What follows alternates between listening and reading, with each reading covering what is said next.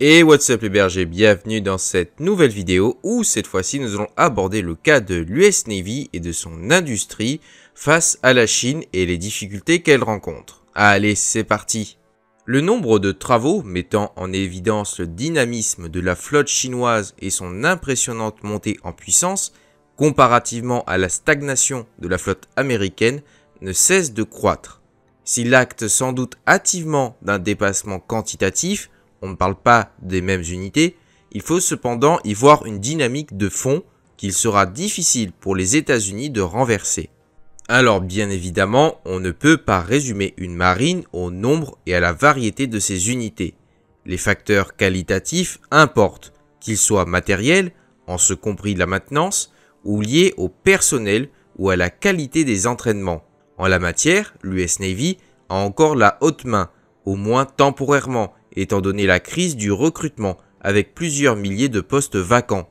Mais il n'en demeure pas moins que le nombre d'unités et la salve qu'une marine peut déployer importent, en particulier lorsque ses ambitions sont globales et que son principal théâtre d'opération est l'Indo-Pacifique, qui n'est pas loin de comprendre les 2/3 des mers navigables du globe. Le contrat opérationnel, édicté en 2022, exige que 75 bâtiments soient parés à un déploiement sous court préavis, mais seulement 50 pouvaient mi-2024 être considérés comme tels. D'emblée, il faut ici constater que les problèmes de maintenance se recoupent avec ceux liés au rythme de la construction navale. Washington peut compter sur de grands chantiers, Newport News et Ingalls pour les grandes unités et les sous-marins, Kennebec pour les destroyers et sur d'autres de moindre importance, nous avons la Marinette Marine pour les corvettes et les futures frégates Constellation, Mobile pour les LCS de la classe Independence et Avondale, et les chantiers de General Dynamics, NASSCO pour les ravitailleurs. Tous connaissent à des degrés variables un déficit d'emploi et bon nombre de fournisseurs sont en retard sur les livraisons. L'US Navy dispose en propre de 4 chantiers permettant les maintenances, Pearl Harbor, Puget Sound, Portsmouth, Norfolk. Mais ce sont dans une large mesure les mêmes industriels qui y interviennent. Une infrastructure insuffisante n'est pas la seule cause des problèmes rencontrés par la Navy. Il y a d'abord la question des rythmes de mise sur cale qui est intimement liée à celle des budgets et des retards dans les approvisionnements, mais aussi celle des choix en matière de nouveaux designs.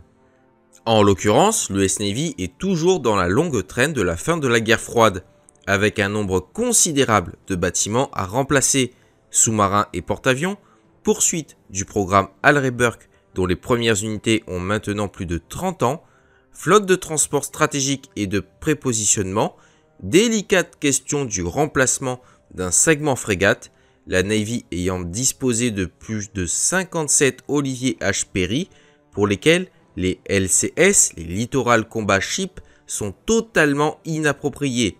Ravitailleurs, reconstitution des capacités de guerre des mines. Le renouvellement des porte-avions et des sous-marins est certes bien engagé, mais les retards s'accumulent pour les sous-marins. 2 Virginia sont attendus par an, mais le rythme annuel des mises sur cale n'a pas été respecté en 2021 et en 2022 avant qu'elles ne reprennent en 2023, non sans plusieurs goulets d'étranglement dans la livraison des composants.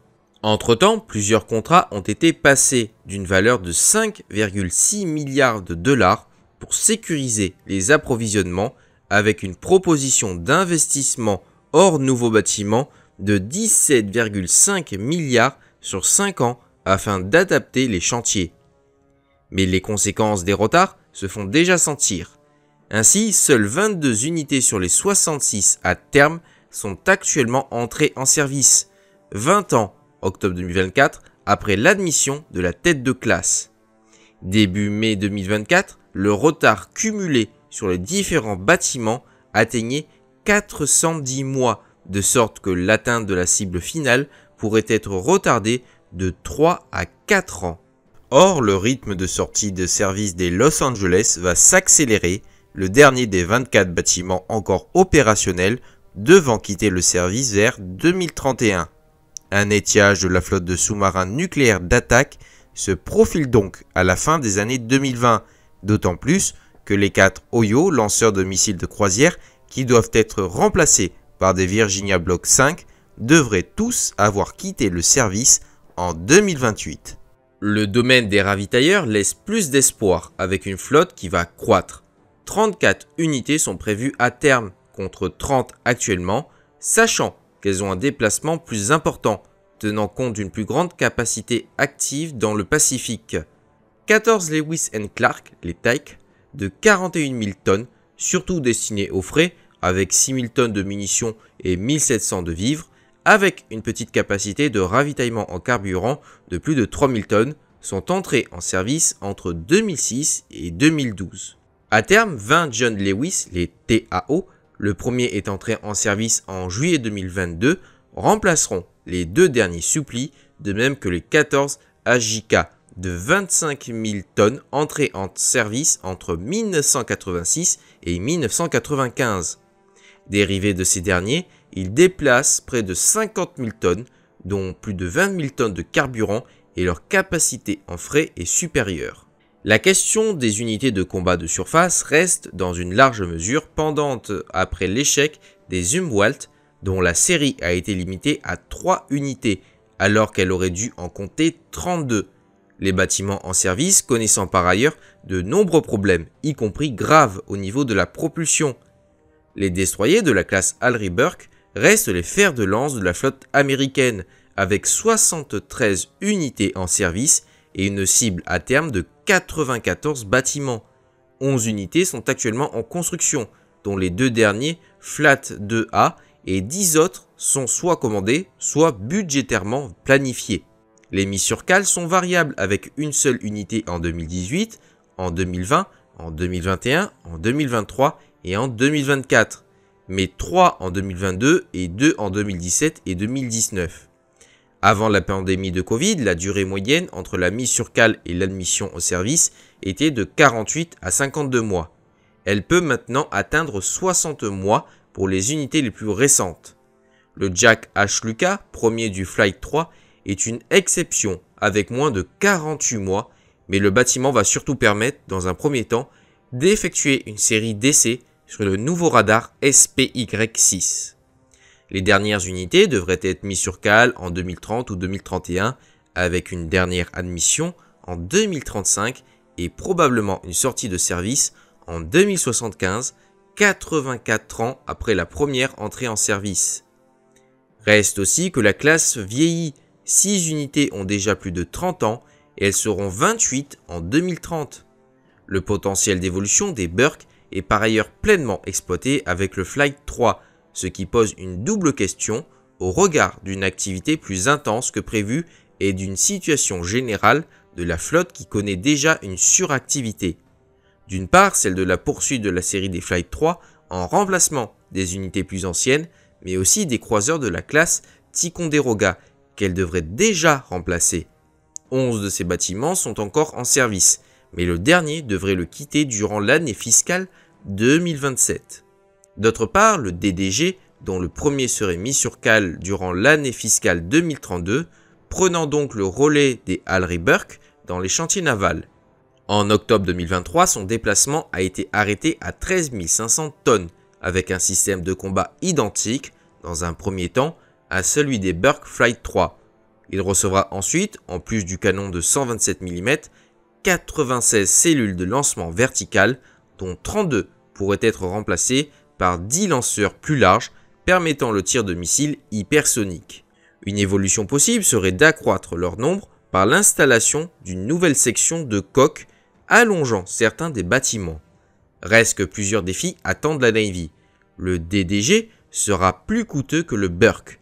Le Congrès Budget Office l'estimait en octobre 2023 entre 3,2 et 3,5 milliards de dollars contre 2,2 milliards pour les destroyers actuels.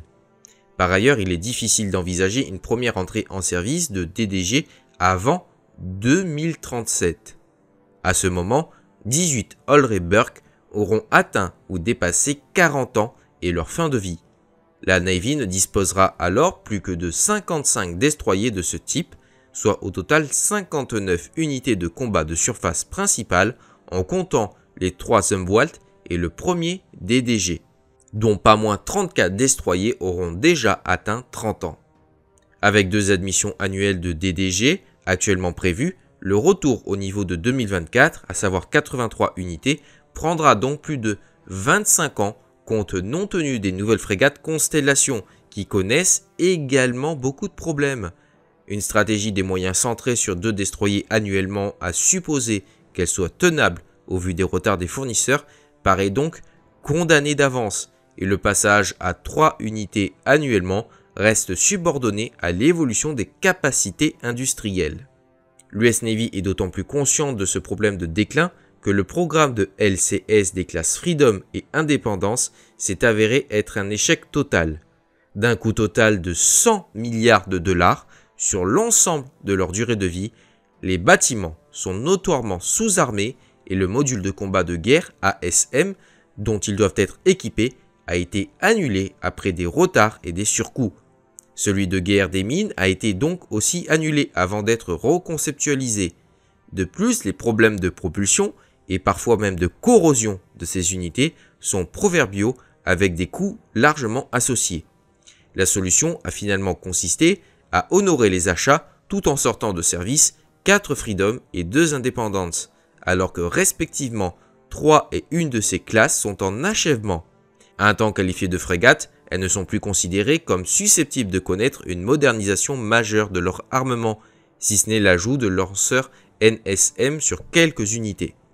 Le fiasco des LCS a donc relancé le débat américain autour de la nécessité de frégates suffisamment armées et aptes aux opérations anti-sous-marines ASM dans un contexte de prolifération sous-marine. Finalement, c'est en 2020 que le design d'une frame modifiée proposée par Fincantieri a remporté la compétition FFG contre notamment des versions plus évoluées des Freedom et Independence. Remarquablement, c'est donc un design étranger qui l'a remporté. Fincantieri Marinette Marine a pour l'heure reçu 6 commandes de FFG 62 classe Constellation avec une cible totale de 20 unités à terme, a priori toutes construites par le même chantier. Avec plus de 7000 tonnes et 151 mètres de longueur, elles seront notamment dotées d'un radar SPY6V3, d'un sonar remorqué Captas 4 et d'une antenne linéaire remorquée. Leur armement comprend un canon de 57 mm, 32 lanceurs verticaux Mk41 et 16 missiles anti-navires en plus d'un hélicoptère MH-60R, un lanceur RAM assurant la défense rapprochée. Ce seront donc de vraies frégates, mais le programme connaît déjà plusieurs problèmes. La tête de classe a été mise en cale en avril 2024, alors que les premiers éléments ont été construits dès août 2022 et n'entreraient en service théoriquement qu'en 2029, soit avec 3 ans de retard sur le calendrier initial, un retard susceptible de s'accroître. En l'occurrence, le dimensionnement du chantier pose un problème, d'autant plus accru par des difficultés à recruter des ouvriers et à les retenir. En outre, l'US Navy a aussi demandé plusieurs changements, notamment l'allongement et l'élargissement de la coque, ce qui a fait augmenter de manière excessive le déplacement. Cela a imposé des modifications dans la conception même qui n'étaient pas terminées lorsque le bâtiment a été mis en chantier. En fait, plus de 70% des demandes initiales de la Navy ont changé en cours de route. Au final, le gouvernement estimait en 2023 que la communalité entre les frames et les constellations était maintenant inférieure à 15%, alors même que cette communalité représentait justement une garantie en termes de stabilité des coûts et de rythme de production.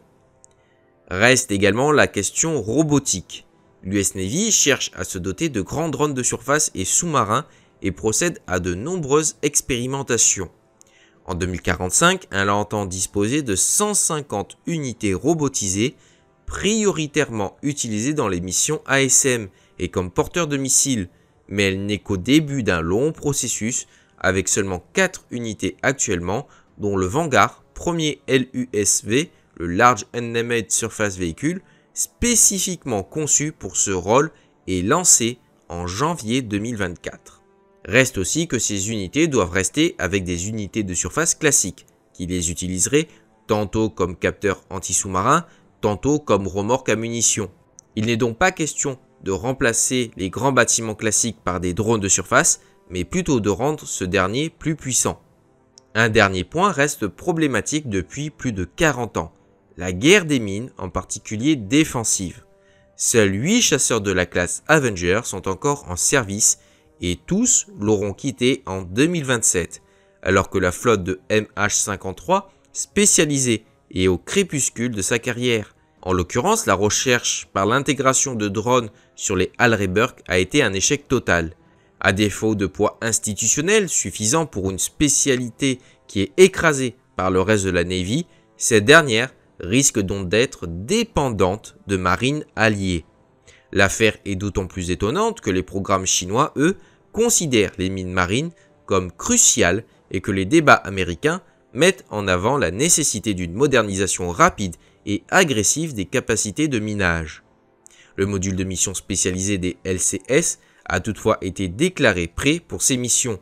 Il comprend l'Airborne Laser Mine Détection System et l'Airborne Mine Neutralisation System, tous deux installés sur l'hélicoptère MH60 ainsi que les drones UISS et MCMUSV, ce dernier étant doté du radar AN AQS-20C.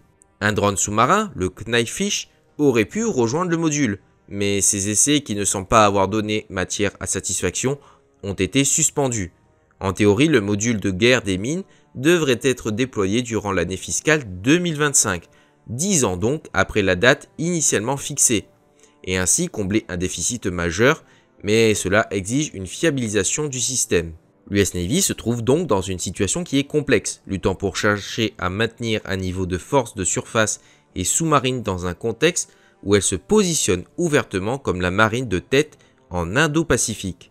Certes, elle est consciente des problèmes rencontrés, en particulier au niveau aussi structurant que déterminant de sa base industrielle, avec des investissements massifs.